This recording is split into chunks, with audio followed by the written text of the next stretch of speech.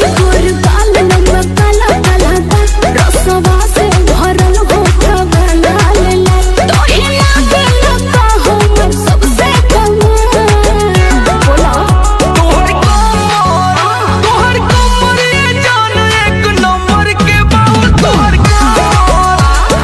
कमर ये जान एक नंबर के बाबू फैल बावे हो भेजता बे छेनवा बेनवा डोलाइए दे तो हो ना हे राजा हो हमारा लाखों लगा हवाइए दे तो हो ना हे राजा हो हमारा लाखों लगा हवाइए दे तो हो ना गोरी गोरी बाल लंबा काला काला रसवा से भरल होठा बना लेला तो ही लागे लगा हो मैं सबसे कम बोला मजेदार वीडियोस देखने के लिए अभी डाउनलोड करें मौज ऐप, लिंक डिस्क्रिप्शन में है। करे खातिर मर्डर तैयार भइल बा जब से ओकरा लड़की से प्यार भइल बा ओहू से चकोड़ा हमार साथ भइल बा जब से ओकरा दीदिया से प्यार भइल बा हथियार भइल गोरी गोरी बाल लंबा काला काला रसवा से भरल होठा बना लेला तो ही लागे लगा हो मैं सबसे कम बोला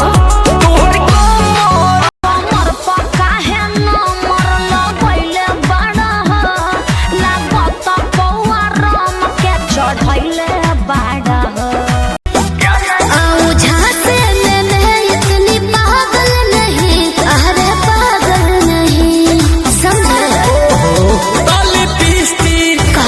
ताली पीस्ती खराब होगा काजल कान खोल के सुन ले आज। ये क्या कर रही है? कान खोल रही हूँ। यार मुझे पहले लगता था कि मुर्गी अंडे देती है लेकिन मेरा भाई भी अंडे देता है। वो कैसे? कल मम्मी ने मुझे कहा तेरे भाई के अंडे हैं, इन्हें खाना मत। आधी है रह गुजर आधा है आसमां आधी है रह गुजर। बेबी मुझे कोई ये क्यों नहीं बोलता कि मैं किसी की जान हूँ। हो सकता है तू जानवर है।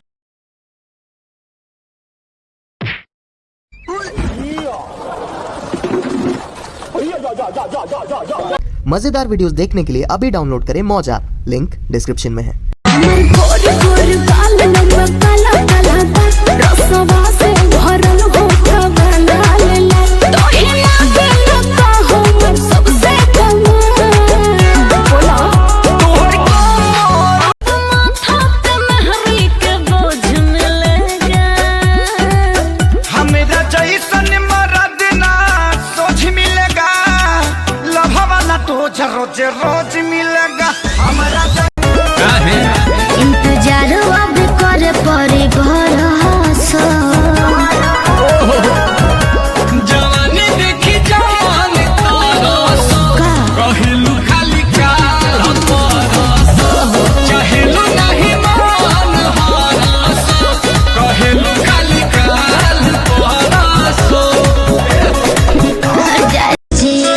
अरे वाह क्या वाह ओहो हनु हम जानो तानी जवन चाहतारू अभी पहिले उठानी में डाहतारू देह पहिले से ज्यादा तू हर मोटिया सुट के तो काटत रहो चुनिया हो धान कूटा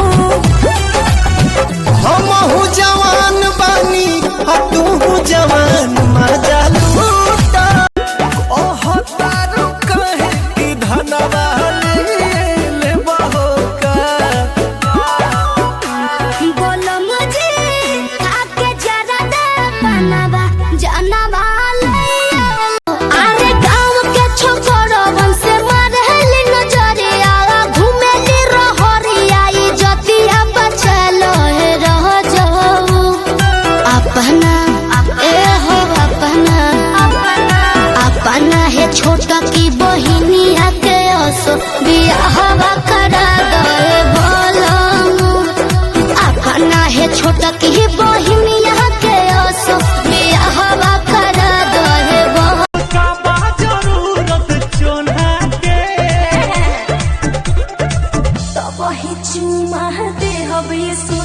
जब भी पसीन लेबा कोरोना के तब ही चुमा मन पागल हो। अरे हटो ना मन बलिया उठल लिया अभी बाट नया नया छनी बना तू बेहा आधी आधी रतिया उठे तो रतिया देहिया करे चटचो कब जीत कब पट सोया मारे सट्टा शॉट। ओए कौन है बे तू? अबे कौन है तू? अबे बोलता क्यों नहीं? पागल हूँ मैं, भूसा भरा पड़ा है मेरे दिमाग में। हंसो हंसो। नालायक अम्मी से ऊंची आवाज में बात करता है। मुझे पता है पापा आपको जलन हो रही है। मुझे क्यों जलन होगी? क्योंकि आप ऐसा नहीं कर सकते। यार जोनी मैंने सुना है तेरा मोबाइल चोरी हो गया है यार। यार बुरा नहीं माने तो उसका चार्जर मुझे दे दे। फारून मेरी जान यारा तेरी मेरी यारी सबसे प्यारी ए टाइम कितना हुआ? ए मारी क्यों? बहन ये बोल नहीं सकती इसीलिए करके दिखाती है। मतलब? बहन 2 बज रहे थे 2 लगा दिया। क्या? अच्छा वो भाई 10 नहीं बज रहे थे। मजेदार वीडियोस देखने के लिए अभी डाउनलोड करें मौज ऐप, लिंक डिस्क्रिप्शन में है। जा नाश कर देगा हमर नया नया गवाना नया तकिया बिछवाना नया चोली के खोली पार मांगे ले ना लुलिया पार मांगे ले लुलिया तोहरे जैसन लामा हर बाजार मांगे ले लुलिया तोहरे जैसन लामा हर बाजार जदी में हरारू हमर प्यारी होई जी रहुरे मंदिर में चौठारी होई जी।